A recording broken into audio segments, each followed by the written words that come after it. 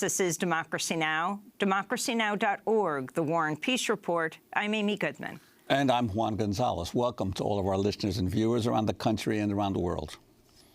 We begin today's show in New Orleans, where on Friday the city removed the last of 4 Confederate statues in recent weeks. Hundreds of people gathered to celebrate as the massive bronze statue of Confederate General Robert E. Lee came down. It was the first of a series of monuments to be removed during daylight. Workers wore bulletproof vests and face coverings to conceal their identities as they used a crane to remove the statue from a 60-foot-high pedestal.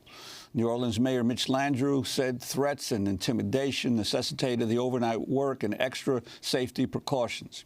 Afterward, Landrieu delivered an address about the city's efforts to remove the monuments that he says celebrate the lost cause of the Confederacy. The historic record is clear.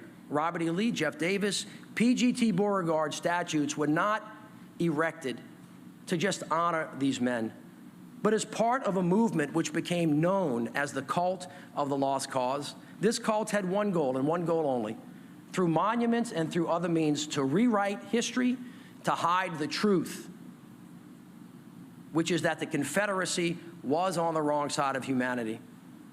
First erected 166 years after the founding of our cities, 19 years after the Civil War. These monuments that we took down were meant to rebrand the history of our city and the ideals of the Confederacy. These statues are not just stone and metal. They're not just innocent remembrances of a benign history. These monuments celebrate a fictional, sanitized Confederacy, ignoring the death, ignoring the enslavement, ignoring the terror that it actually stood for. And after the Civil War, these monuments were part of that terrorism, as much as burning a cross on someone's lawn. They were erected purposefully to send a strong message to all who walked in the shadows about who was still in charge in this city. White nationalists have staged a series of protests and issued threats in the lead-up to the memorial's removals. A car belonging to one of the workers had also been set on fire. Though the 4 most prominent Confederate monuments have been removed, activists are calling for New Orleans officials to remove all monuments, school names, and street signs in New Orleans dedicated to white supremacists. Well, for more, we go to New Orleans, where we're joined by Malcolm Suber, co-founder and coordinator with Take 'Em Down NOLA. Welcome to Democracy Now!, Malcolm. Can you talk about the history of the Take 'Em Down movement and your reaction to these 4 statues being taken down? Yes. Well, you know, first of all, Take 'Em Down NOLA is a continuation of the decades-long struggle of black people in the city to rid ourselves of the presence of these white supremacy monuments. Take 'Em Down NOLA was founded 2.5 years ago, and in the wake of the Bree Newsom taking down of the Confederate flag in South Carolina, and the shootings in Charleston. And we felt that it was necessary for us to come together and really press the city to step up its efforts, or renew our efforts, to get rid of these white supremacy monuments. And so just coincidentally, the mayor announced that he wanted to get rid of 4 statues around the same time. And from the very beginning, our position was, we are not satisfied with you just saying that the mayor saying that there would only be 4 statues removed, when we knew, due to our historical research, that there were more than 20 Confederate statues, hundreds of street names, and 30 school names. So in all, there was 130 or 40 Confederate memorials in the city that needed to be removed. And so our position with the mayor has been, if you truly believe that these Confederate memorials are here to terrorize and to remind black people about who is in charge in the city, then you should expand your reach. And as far as we're concerned, we of course welcome these 4 being down, but we've got plenty of work to do, and we're asking the mayor to join us in this effort rather than ask us to be satisfied with these 4. And Malcolm Suber, your reaction to the Louisiana House just passed a bill that would make it more difficult to remove any monuments honoring war heroes, including Confederate monuments. Your reaction to those actions of the legislature and also the threats that have come against the city just for those few monuments that have been removed? Well, you know, we think, of course, the whole history of white supremacist organizations in the South has been one of terrorism. And so even though they don't march in the streets with sheets any longer, they have organized themselves and are still issuing all kinds of threats against myself, against the city officials and everybody else who they can think of. But again, history proceeds, and we are not afraid to challenge these white supremacist institutions. And of course, a real reflection of how bad race relations are in the state of Louisiana and in New Orleans is that every white legislator in the Louisiana House of Representatives voted last Monday to require a popular vote to have any of these Confederate statues removed, especially of any soldier, including those who were traitors who fought in the Confederate Army. So that, of course, revealed that their true position was to support white supremacy. And as a result of that, all 23 of the black representatives walked out after the vote and rightly and justifiably called this another white supremacist assault against black people in this state. I want to turn back to New Orleans Mayor Mitch Landrieu speaking last week about the efforts to remove the 4 monuments to the Confederacy. We forget, we deny how much we really depend on each other, how much we really need each other.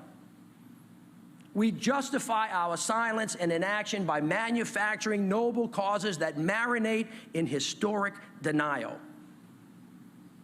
We still find a way to say, wait, wait, wait. Not so fast. Dr. Martin Luther King Jr. said, wait has almost always meant never. We cannot wait any longer. We need to change, and we need to change now. No more waiting.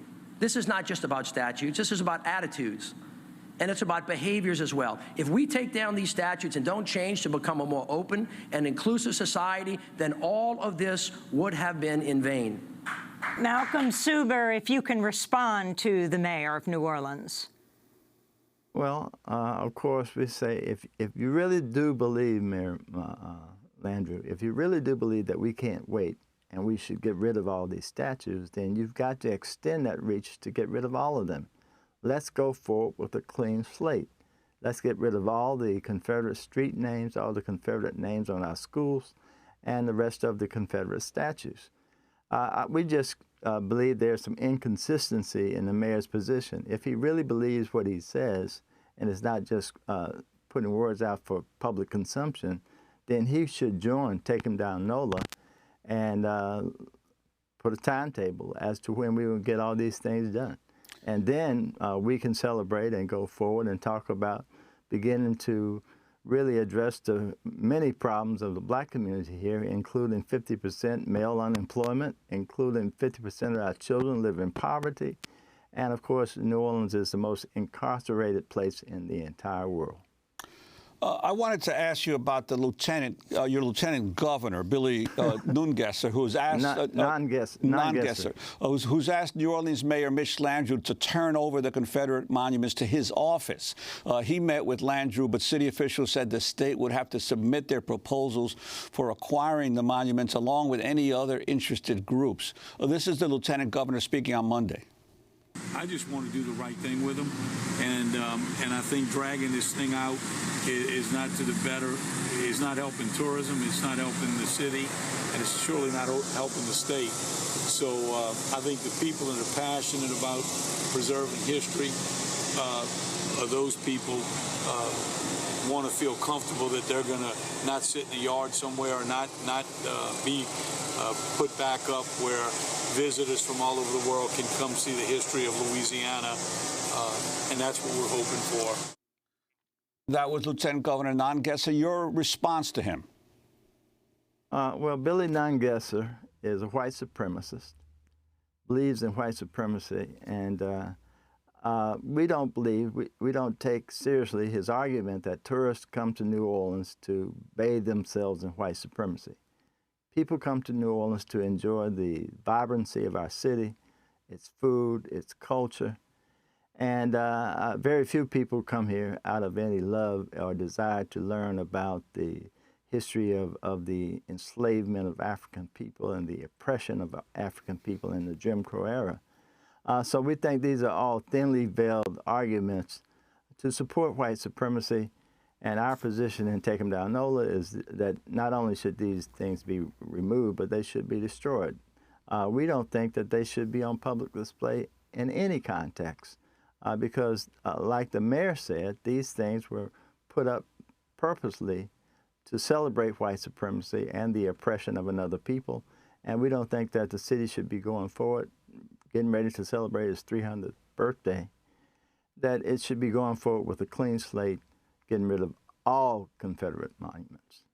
I want to turn to Bryan Stevenson, Executive Director of the Equal Justice Initiative, speaking about the findings of their 2015 report, Lynching in America, Confronting the Legacy of Racial Terror. He called for the placement of historical markers at sites where lynchings occurred.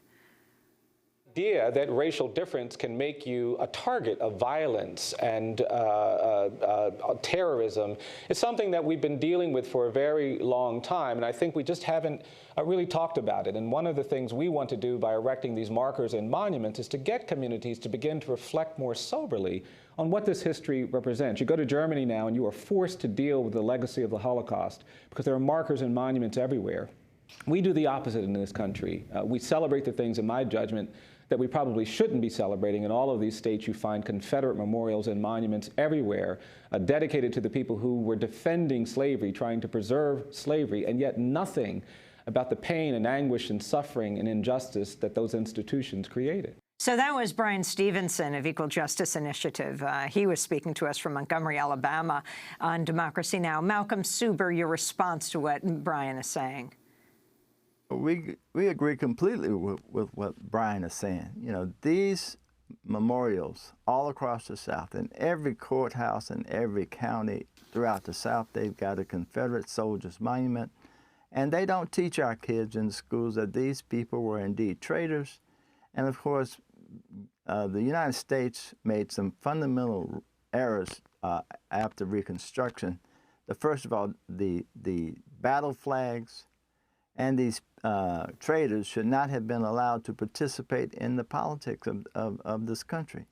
And because of that legacy, instead of doing as they have done in Germany and outlawing all these things that are reminders of enslavement of African people, they celebrate it. And as long as they celebrate it, they won't ever understand that these things are daily insults to African people and to our allies, and that they must be gotten rid of if we're going to move forward on the basis of freedom and equality. Malcolm Suber, we want to thank you for being with us, co-founder and coordinator with Take 'em Down NOLA. This is Democracy Now! When we come back, we go to Jerusalem. Stay with us.